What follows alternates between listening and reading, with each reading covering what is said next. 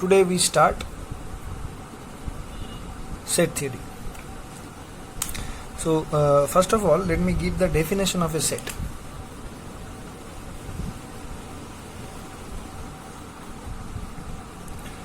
This is the definition, that a well-defined collection of objects or elements is called a set.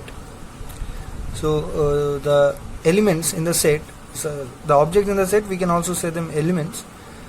Usually the sets are denoted by capital letters A, B, C, D, anything, and the elements are given by small letters, say A, B, C, X, Y, P, Q, anything.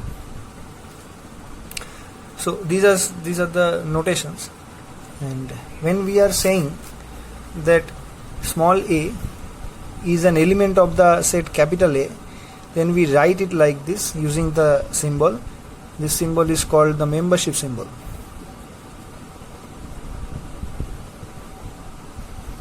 This is called the membership symbol. So whenever we say that A is a member of the set, say we say change the name. So the set is X. Small a is a member of the set X. We write it like this, A, and we say it like A belongs to X. Okay? Or A is a member of X. And suppose the element is not in the set, then we will strike out the symbol for membership.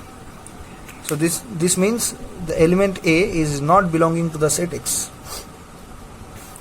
Okay, so what is the meaning of this well-defined term? What is the meaning of well-defined collection? So whenever we are constructing a collection, we have to be very unambiguous about the elements of it. When we are including some element in a collection, we have to be confident that yes, this element will be in the set, in the collection, and some other element will not be in the collection. If we are having any doubt whether to include it in this collection or not, or exclude, then we will say that that collection is not well defined. If we are confident that yes, we have to include this element in the collection, then it is okay, then we say the collection is a well defined collection. So in one word, we will be very sure whether to include an element in the collection or not. So let me give some examples, it will be very much more clear. Suppose we are considering the collection of greatest fingers in our country.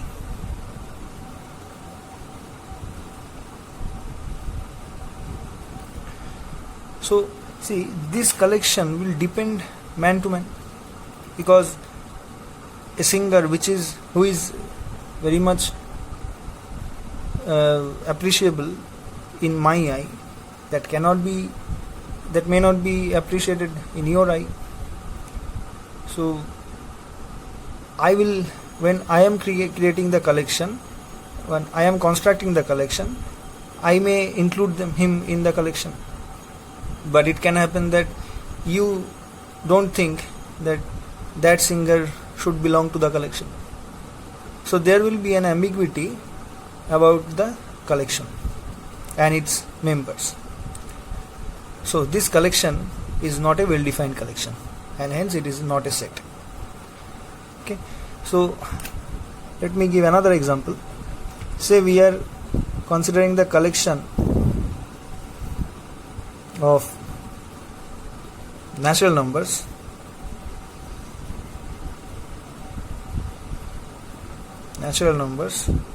between 1 and 10. See, we are very much confident which numbers are to be included in the collection, because the numbers will be 2, 3, 4, 5, 6, 7, 8, 9. These are the members of this collection. So we are very much confident which elements to take in the collection and which element not to take. So that's why this collection becomes a set. That means the second collection, the collection of natural numbers between 1 to 10, becomes a set, and the collection of greatest singers in our country does not qualify for a set. So this is the difference between well defined collection and which is a not well defined collection. Next we come to representation of a set. So there are three kind of representation. Number one is roster form.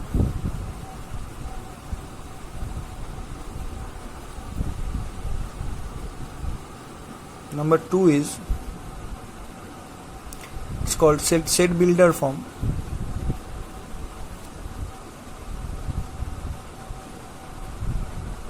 And number three is diagrammatic form or diagrams.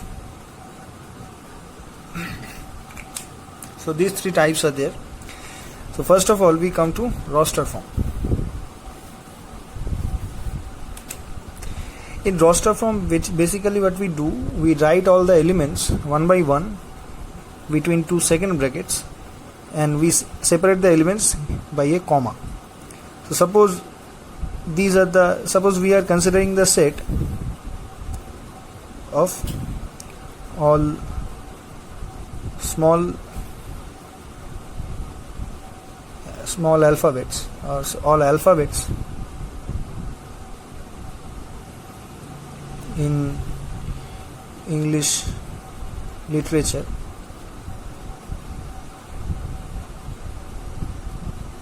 In small caps. So then what is the collection? See, this collection is very much well defined because the alphabets are A to Z. So we write them in roster form like this: A, B, C, and separate by a comma,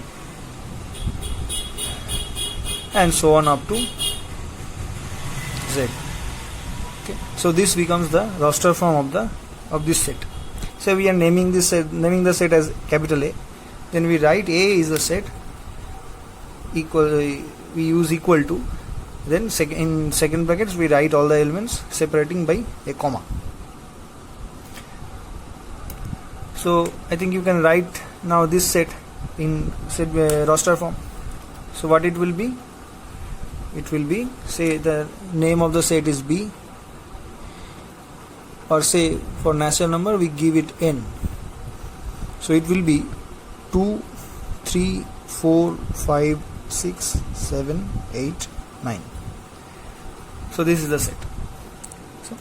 So in roster form we do it like this. Now sometimes sets become infinite. That means there are infinite number of elements. So then suppose we are writing the set of all natural numbers.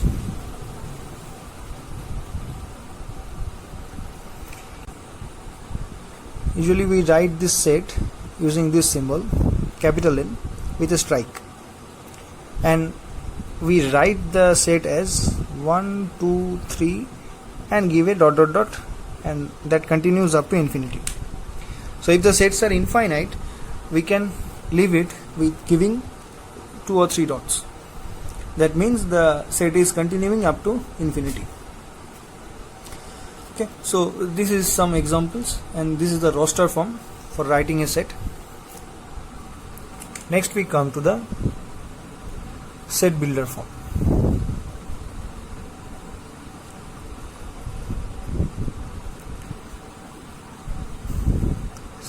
See, whenever we are considering some set, there should be a constructing criteria for the set.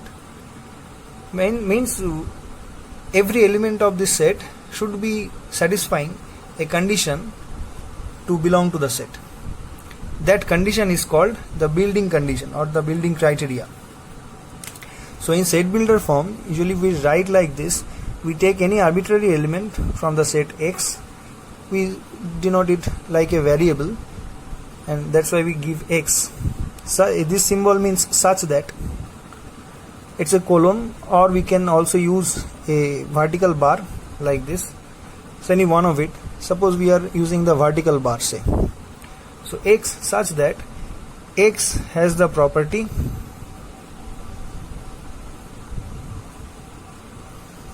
say P. Say P is the building criteria. So then we write the set in roster form like this. So let me give an example that will clarify the concept. So suppose we are again writing the set of all alphabets in small caps. So then we will write it like this. Say we are naming the set as A, then we write X such that what is the condition to belong to this set, which condition we have to satisfy, that X will be that X should be an alphabet in the English literature. So we write X is an alphabet in the English literature, and we know which are the alphabets in the English literature, so we, depending on that, we write all the elements in the set. Suppose we are considering the second example, set of natural numbers which lie between 1 and 10. So then how we will take the collection? We can say X such that X belongs to N, since N is the set of all natural numbers, and also one criteria, it will be between 1 and 10. So we will write like this. So this is the building criteria, that is P here mentioned, and for this set this is the criteria P. So that's how we write the set builder form of a set.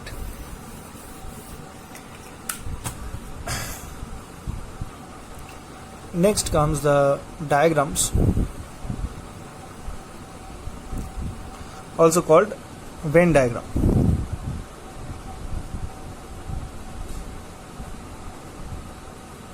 Venn diagram. In this we usually denote sets by closed figures, anyhow you can draw it, and we write the name of the set outside this closed figure, and we give the elements like dots inside the closed figure. Suppose the elements are x1, x2, x3, x4 and x5. So in roster form, here we can write the set as this: x1, x2, x3, x4, x5.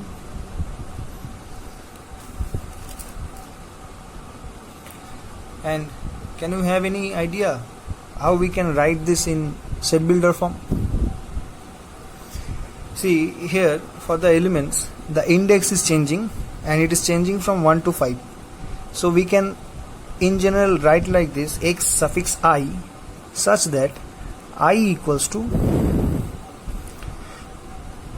1, 2, 3, 4, 5.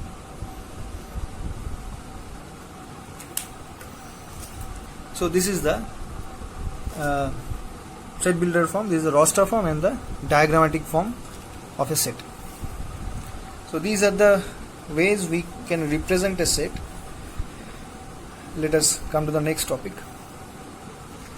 The next topic is classification.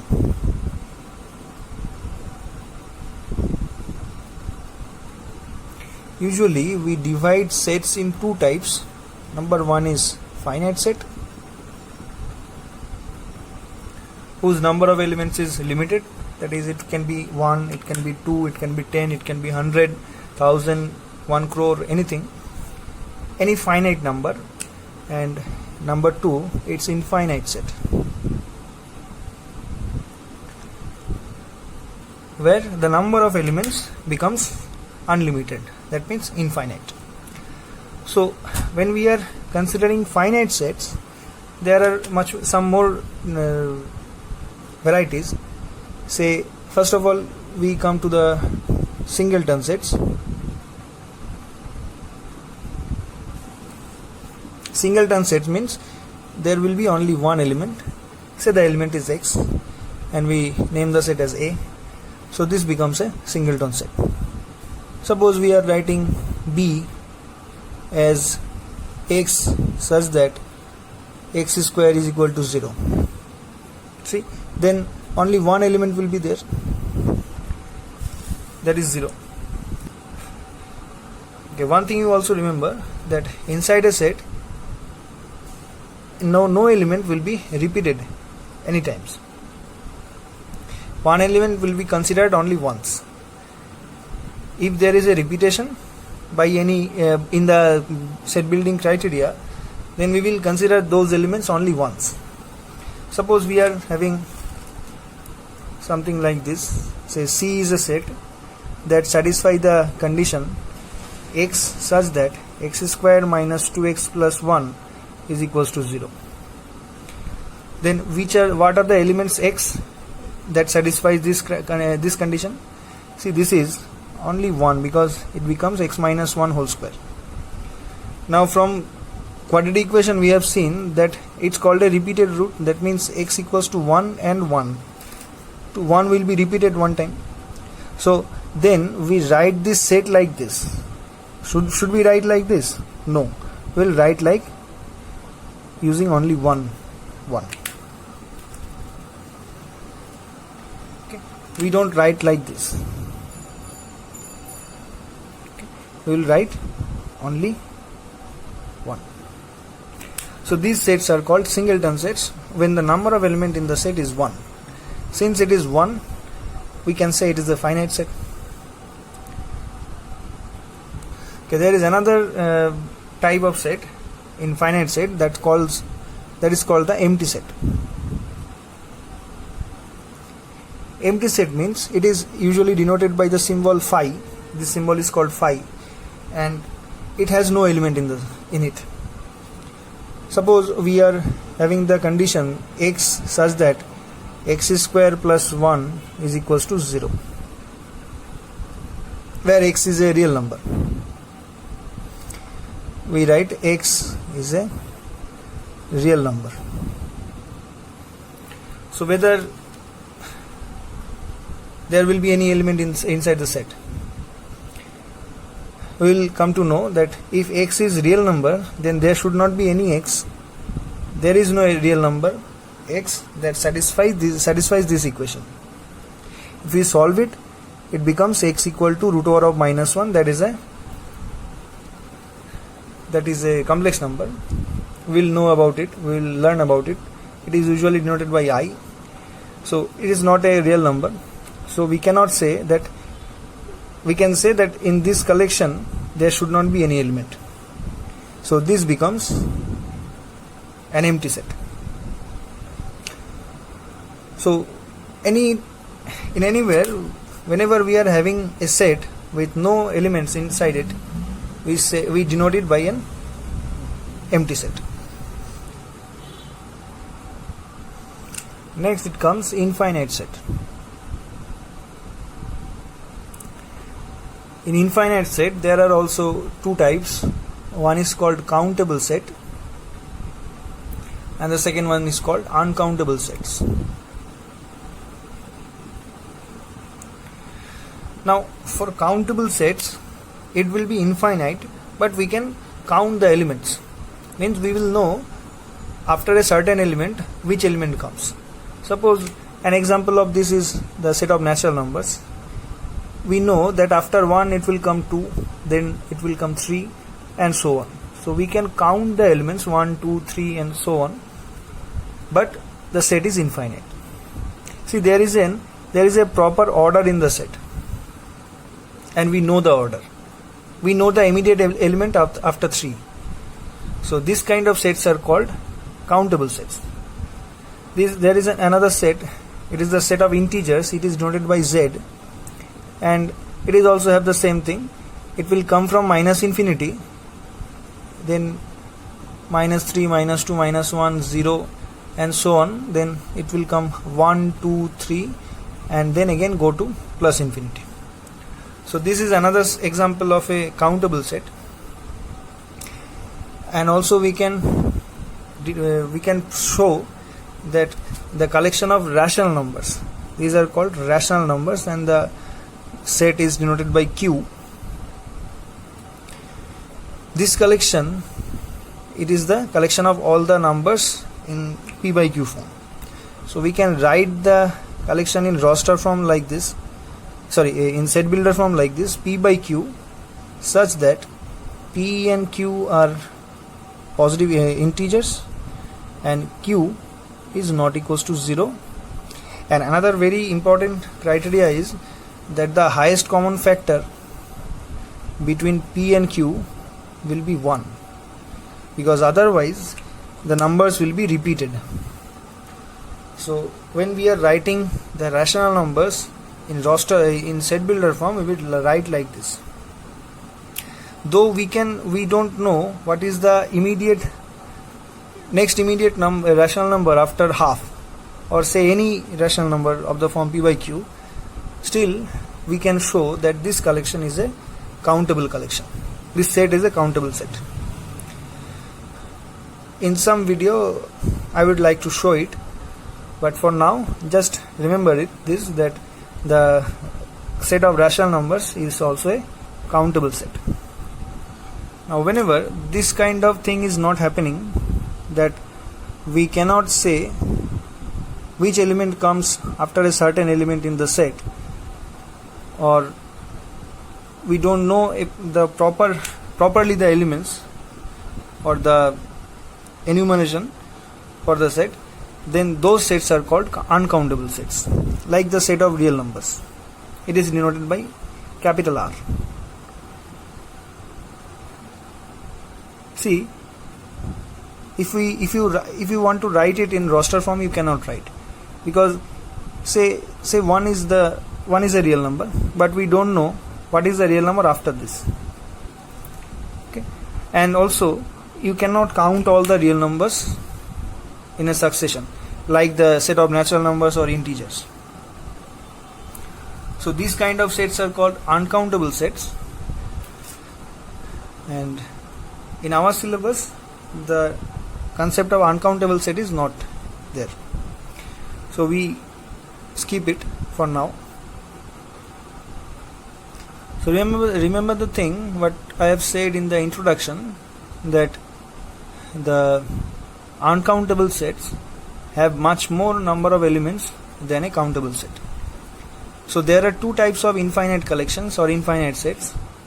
One is countable, that has lesser number of elements in the set, but still it is having infinite number of elements. And number two is uncountable sets, which are having much more number of elements than countable sets, though it is having infinite number of elements. So these are the two types of infinity we can think of. Next we come to the topic of subsets and supersets.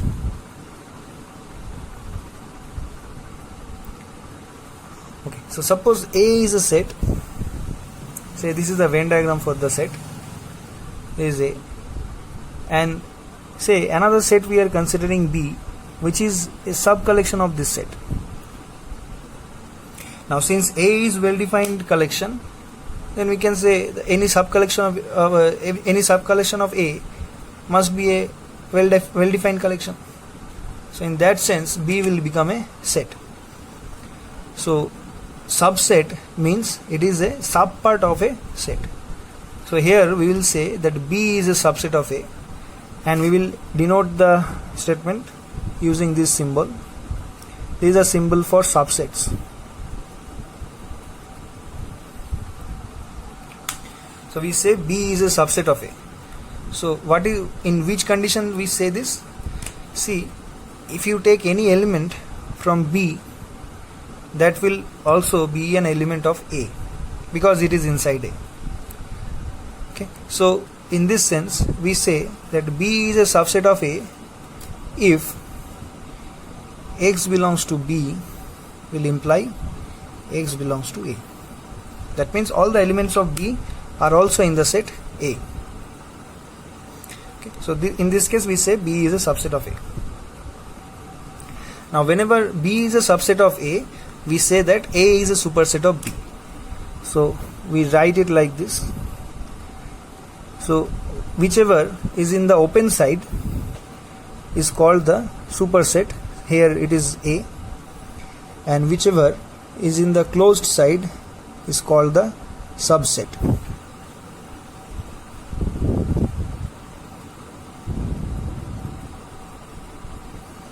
So in the open side it is called the superset, and in the closed side it is called the subset. Just like the less or equal to symbol, in the open side it is the bigger number, and in the closed side it is the smaller number. Okay. Now there is another type of subset that are called proper subset.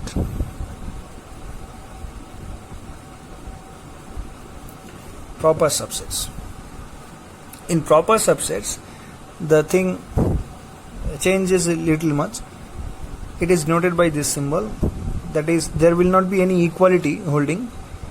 Say this is the Venn diagram for the set A, and somehow this is the collection B. See, the Venn diagram is same for subsets, but here it should be a restriction here, that if X is some element in B, then we can say the element X will be in A, but there should be an element inside A, say here Y, which is not in B. So B is strictly smaller than A. That thing is denoted by proper subsets. So we can write there exists. This symbol is for there exists, for the word there exists. In sets we use lot of symbols to express words. We write all the statements in symbols. So there exists Y belongs to A such that okay, let me write in full, such that Y doesn't belong to B. If this is the criteria for A and B, we say that B is a proper subset of A. It is strictly small than A. That's why we say it is a proper subset of A. Now, contrary to proper subsets, there is another type of subset. It is called the improper subset.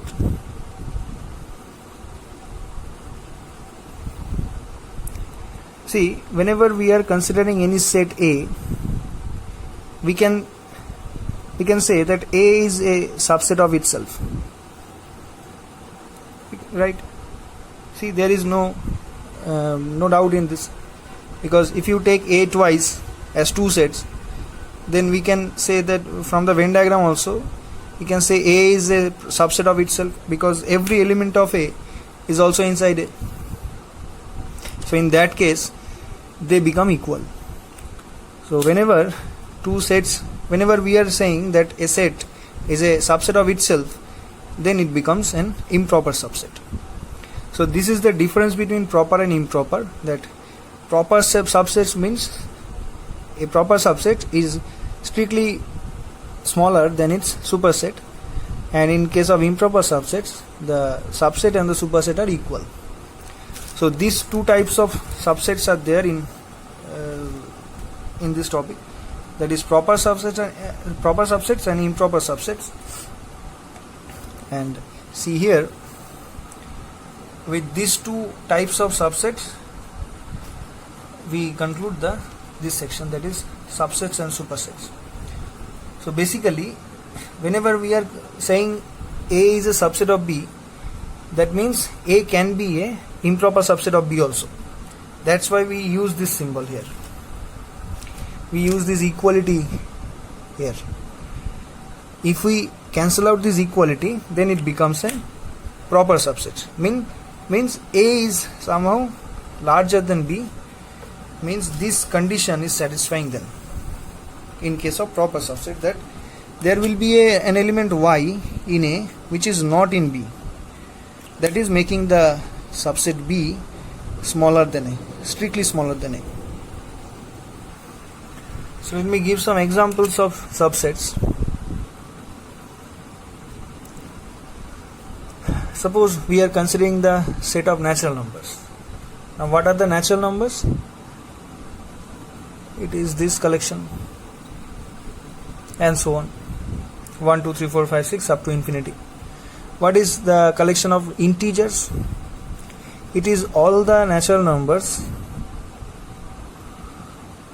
up to infinity. Also there are natural numbers the negative natural numbers, that is minus 1, minus 2, minus 3 and so on up to infinity, and also there is 0.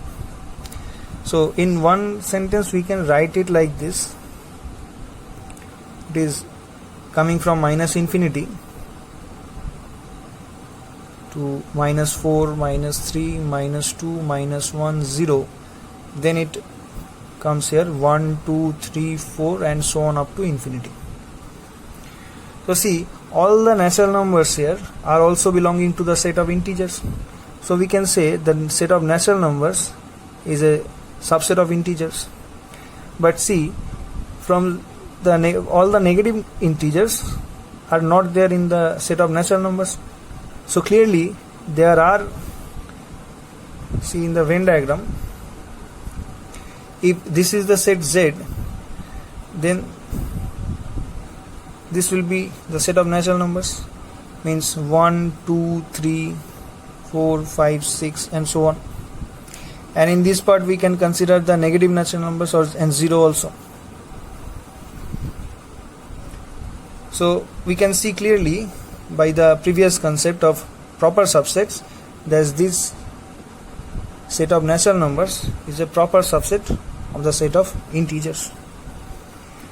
And also, since we can consider Q as the collection of all the rational numbers, what was the condition? That PQ are integers, Q is not equals to 0, and the HCF of P and Q is 1.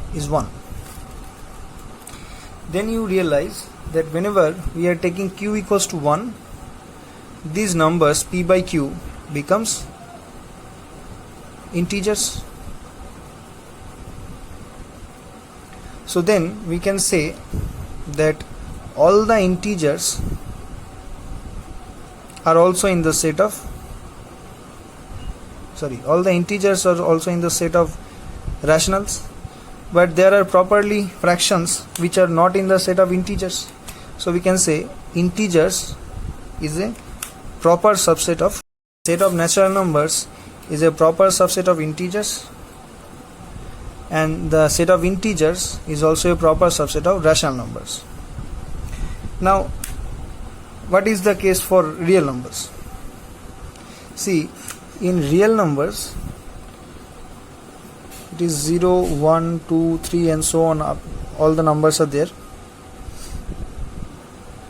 There are also fractions like half, 1/3 and so. But there are another type of numbers that are called irrational numbers, like √2, pi, e. These are some examples of irrational numbers. And you can also consider root over of p, where p is a prime number. So then all the root p's are irrational numbers. So there is a lot of irrational numbers in the set of real number. So we can clearly say that the set of rationals is much more smaller than the set of real numbers, because inside real numbers there are two types of numbers, one is rational, one is irrational.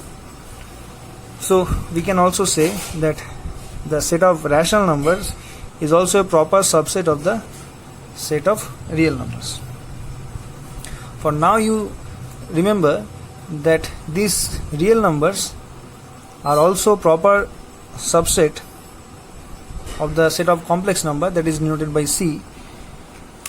Okay, so this is the complete chain of number system. These are all the number sets. These are standard number sets denoted by a particular symbol, and these are some good examples of subsets or proper subsets. Next we come to equal sets. So the question is that when we say that two sets, say A and B, are equal, under which condition they are equal? Usually the definition says A and B should be called equal if they are having the same set of elements. if they are having the exactly same elements in both the sets, then they are equal. Now say we are having any element, any arbitrary element from A, and if B is having the same set, then we can say this will imply X is belonging to B. So the whole thing will imply that A is a subset of B. And again, if we say that B, any element of B is also in the set A, because A and B are having the same set of elements, so this thing again imply that B is subset of A. So in case of equal sets, we can see that both the conditions A subset of B and B subset of A are holding together.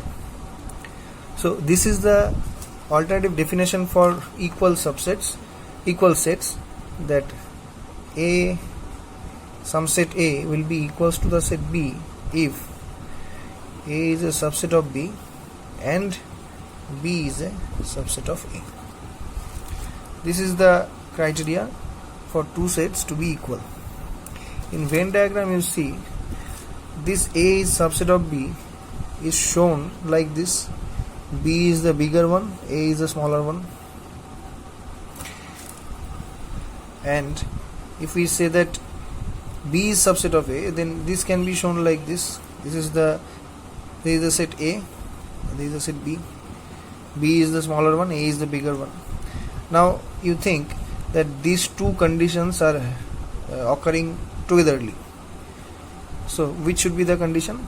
How the Venn diagram should look? See, this will be A and this will be B, and the subset criteria will satisfy the improper subsets, the condition for improper subsets. So then we can say that if they are both equal, then we can say A is subset of B and B subset of A togetherly happening. So this set is B, and again this set is nothing but A. So this is the condition for equal subsets. Now you realize that whenever we have to show that two sets are equal, we have to satisfy these two criteria. The criteria is that A is subset of B and B is subset of A. Now using Venn diagram, we can show that two sets are equal. How? If we see that the regions for two sets are being equal, then we can say that the sets are equal. Suppose for some set A, we are having the Venn diagram like this. Let me give an example of this. Suppose we are saying that the set A complement is same as the set S difference A. So let us consider the universal set S and any set inside it, let us say it A. Then A complement means this set, this shaded portion. So this is the Venn diagram for A dash, A complement. And again, let us consider the Venn diagram for S difference A. So again we are taking S for this set and as A this set. Now what is S difference A? It should be all the elements of S but which are not in A. So we will take all the elements of S, but the shading will not enter the region for A. So see, both the shaded regions are the same. So from this we can say these two Venn diagrams are same, and so the sets are equal. So with the help of Venn diagram also we can say that two sets are equal. If the Venn diagram for the two sets are being same, then we can say that the two sets are equal. And this is an important criteria for the complements. It is another meaning of complement, that A complement means the difference of A, the difference of the universal set and the set A. Okay, so we remember it. Now let us go to the next topic. Next we come to another type of set, that is called the power set of a set. If we have understood the concept of subsets, then power set is denoted by a script symbol, script P, or you can also write it like this, in bracket a particular set A. So suppose okay, so first let me define it. So power set of A is the collection or the set, let me write it like A, write set. So it is a set of all the subsets of A.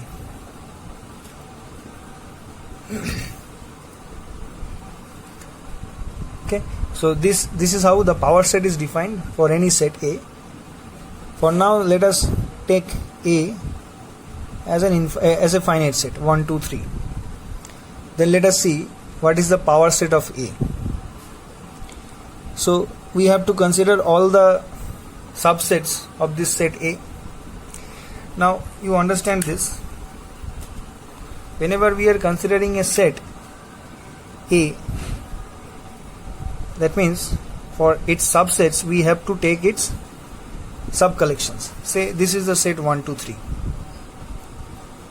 This is the set A. Now if we have to take a sub-collection of it, we can take none of the elements. In that concept we can say that the set phi is a subset of A. So if you take an empty collection, an empty sub-collection from a set, then by that we can say that the empty set will be a subset of every set. So phi is a subset of A. It will hold for any set, whether it is finite or infinite, anything. Even we can say that phi is a subset of itself also. Okay, so this is our first subset of A. So inside the power set of A, first of all we will write the empty set. Then we will consider all the one element set, that is the singleton sets. So see, we can take 1, we can take 2, we can take 3. So we can write it as a set. We have to write it like a set, so within second brackets. So we can write 1, then 2, then 3. Now we can take 1 and 2 togetherly as a subset. We can take 2 and 3 togetherly, and also 1 and 3 togetherly. So we can include more 3 sets here, 1, 2, 1, 3 and 2, 3. And see, by the concept of improper sets, we can also say that A is itself a subset of A. So here we can also include A. So this is the complete list for the subsets of A, and this collection or this set is called the power set of A. So there is a important statement here, that if a set A has n elements,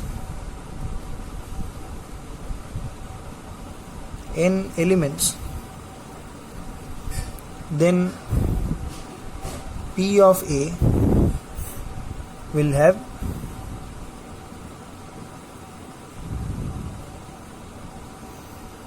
two to the power n elements.